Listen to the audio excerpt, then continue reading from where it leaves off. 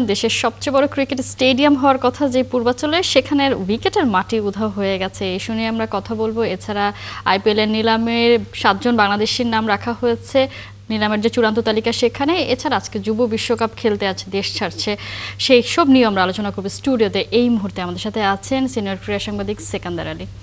সেকান্দার আলী, শুভ সকাল, স্বাগত একাত্তরের খেলা যোগে। আমরা কিছুদিন আগে দেখেছিলাম যে সিলেট থেকে সাদা পাথর উধাও হয়ে গেছে, এবার দেখা গেল যে উইকেটের মাটি উধাও হয়ে গেছে, মানে হাত সাফাইটা খুব ভালো হচ্ছে।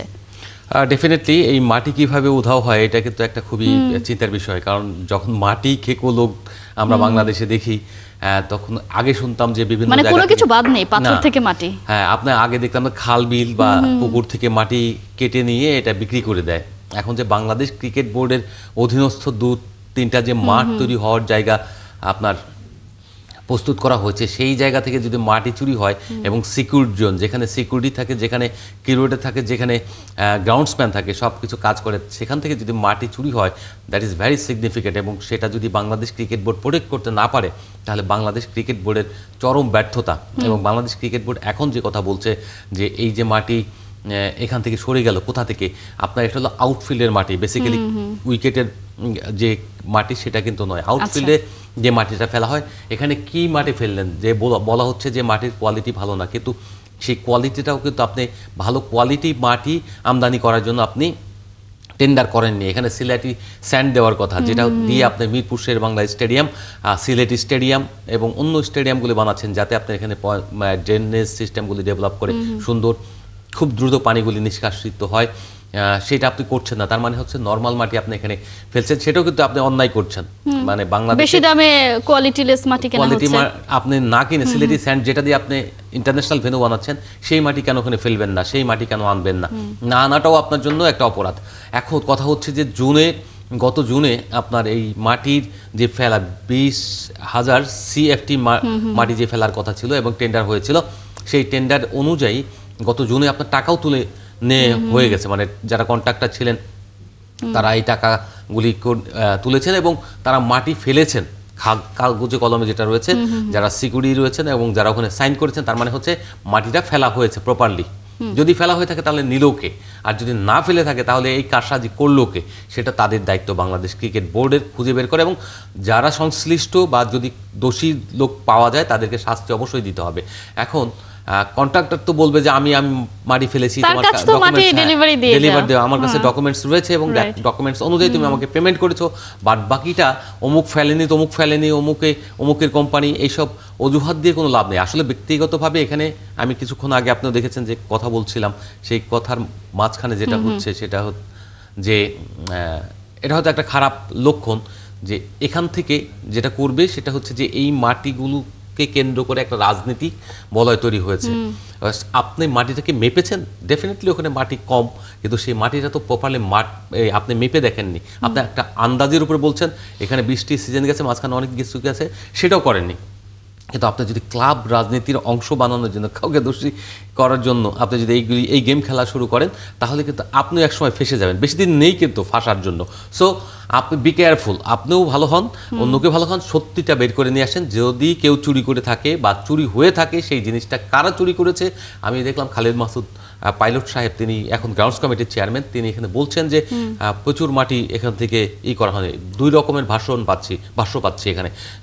যতটুকু জেনেছি যে 15,391 CFT মাটি ওখানে ফেলা হয়েছে, কিন্তু আবার বলা হচ্ছে 20,000 CFT মাটির করা হয়েছে, বিল পাস করা হয়েছে। তার মানে হচ্ছে যে সব জায়গায় 9-6 হচ্ছে। এই 9-6গুলি কারা করছে? বাংলাদেশ ক্রিকেট বোর্ডের সংশ্লিষ্ট লোকরাই, বাইরে না সেটা তো মানে তাদের নিশ্চয়ই সেখানে আছে, যুক্ত তারা আছেন, না হলে তো বাইরে থেকে এসে তো আসলে কোনোভাবেই এইভাবে করা সম্ভব না। তারপরে যেটা আসলে আসিফ আকবর বলছিলেন যে তিনি অবশ্য 2 মাসের মধ্যে তাদের ক্ষমতার সময়ে যদি হয় তাহলে তিনি আসলে আগেই সরি বলেছেন, আর তার আগের ক্ষমতায় যারা ছিলেন তাদের সময়কালে যদি এই ঘটনা ঘটে থাকে তাদের শাস্তির কথা বলেছেন।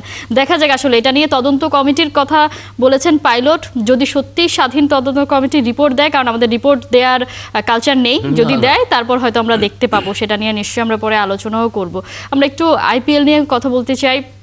আইপিএল এর নিলামের কথা হচ্ছে, সেখানে 350 জনের একটা তালিকা করা হয়েছে, সেখানে 7 জন বাংলাদেশি জায়গা পেয়েছেন। প্রথমবারের মতো সেই নিলামের চূড়ান্ত তালিকা থেকে সাকিব আল হাসান বাদ পড়েছেন।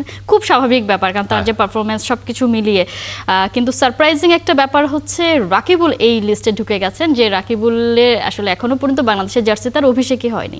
সবকিছু মিলিয়ে যে 7 জন, তার মধ্যে পসিবিলিটি কি দেখছেন, কাদেরকে মনে হচ্ছে যে এবার থাকতে পারে আসলে? দেখুন, আমি এখানে একদম ফ্র্যাঙ্কলি যদি বলি, বাংলাদেশের প্রেক্ষাপটে এবং বাংলাদেশের সঙ্গে যে কমিউনিকেশন এবং বাংলাদেশের প্লেয়াররা ফ্র্যাঞ্চাইজি লিগে যে পরিমাণে খেলে সেটুকু বিবেচনায় যদি বলি, তাহলে মুস্তাফিজ ছাড়া এখানে যারা বাকি রয়েছেন তাদেরকে আমি কারোর সম্ভাবনা খুব একটা দেখি না।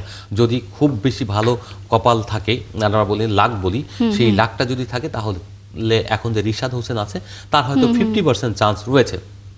আদার দেন যারা বাকি পাঁচজনের আসলে জায়গা আমি কোথাও দেখি না। যে পেস বোলার আমাদের ঠিক আছে, এর যে ফার বেটার পেস বোলাররা ওখানে খেলেন, এবং ওখানে উইকেটগুলো কিন্তু আইপিএল এর মতো জায়গায় খুব ভালো হয়ে থাকে।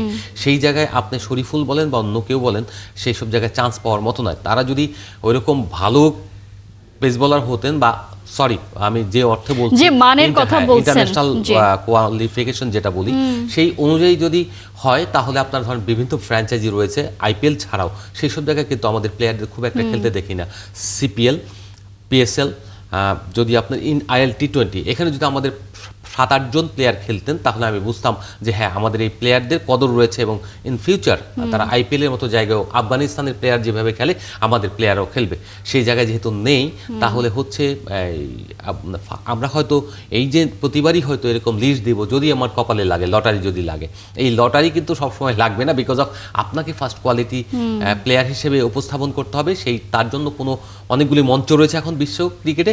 সেই ফ্র্যাঞ্চাইজি ক্রিকেটগুলোতে আপনারা প্রতিনিয়ত খেলার চেষ্টা করেন। সেখানে হতে পারে ইংল্যান্ডের কাউন্টি যে ন্যাটো টি20 ব্লাস্ট রয়েছে, সেখানে খেলতে পারেন, ওয়েস্ট ইন্ডিজে খেলতে পারেন, আপনি কানাডায় খেলতে পারেন, সাউথ আফ্রিকায় খেলতে পারেন, দুবাইতে খেলতে পারেন। তার মানে আপনার জন্য মার্কেট ওপেন, কিন্তু আপনি সেখানে খেলতে পারছেন কিনা, দ্যাট ইজ বিগ। আর আমরা এই মুহূর্তে দেখছি যে আইএল টি20তে মুস্তাফিজুর রহমান আছেন, তাসকিন এখনো পর্যন্ত আসলে ম্যাচ পাননি। মুস্তাফিজ ভালো করছেন, 2 ম্যাচ মিলিয়ে তিনি 4টা উইকেট পেয়েছেন, এবং কিপ্টে বোলিং এর যে তার নামের পাশে একটা কথা, সেটাও দেখছি যে দুবাইতে আছে। সেই জায়গা থেকে কি মনে হয় যে সেই পারফরমেন্স দেখে, আবার যদি রিশাদ বিগ ব্যাশে গেছেন, সেখানে যদি তিনি ভালো পারফর্ম করতে পারেন, তাহলে কি কোনো সুযোগ হবে কিনা? দেখুন, এখন তো আপনার নিলামটা হচ্ছে এই সম্প্রতি সময়ে নিলামটা হবে, তো এই সময়ে নিলামকে তো এই আপনি রিশাদের কথা বললেন, রিশাদের খেলা শুরু হবে 15 তারিখ থেকে। তো সেই সময় তাকে দেখার আগেই হয়তো সমস্ত প্রক্রিয়াগুলি শেষ হয়ে যাবে। তো যেটা হচ্ছে, তাকে অলরেডি দেখে নিয়েছেন। যদি কারো নেওয়ার প্রয়োজন বোধ করেন বা কেউ যদি নিতে চান, তাহলে কিন্তু তিনি অলরেডি আসলে প্ল্যানে ঢুকে গেছে যারা গিয়েছেন। তারা কিন্তু এই যে আমাদের মতো না, উচ্ছরিতর বিয়ে তো এরকম না। তারা কিন্তু একেবারে সমস্ত কিছু প্ল্যান করে কাকে নেবেন কাকে নেবেন না, সেগুলো অনেক আগে থেকেই ঠিক করে রাখেন। তো এই ক্ষেত্রে আমি মনে করি যে রিশাদের আমি 50% চান্স দেখে, এই কারণে তিনি বিগ ব্যাশের মতো জায়গায় খেলতে গিয়েছেন, তাদের এটা ব্যাক অফ দ্য মাইন্ড কাজ করতে পারে। খেলাটা একেবারে কোয়ালিটি না থাকলে তাহলে ওখানে খেলতেন না। তিনি সম্প্রতি খুব ভালো টি20তে খুব ভালো করছেন, এই বিবেচনায় তাকে রাখতে পারে। যদিও রশিদ খানের মানে যদি চিন্তা করেন, তাহলে না, কিন্তু রিশাদের যথেষ্ট পটেনশিয়াল আছে, এবং তিনি যদি খেলতে সুযোগ পান আইপিএলে, আমি দৃঢ় বিশ্বাস তিনি আইপিএলে ভালো করবেন।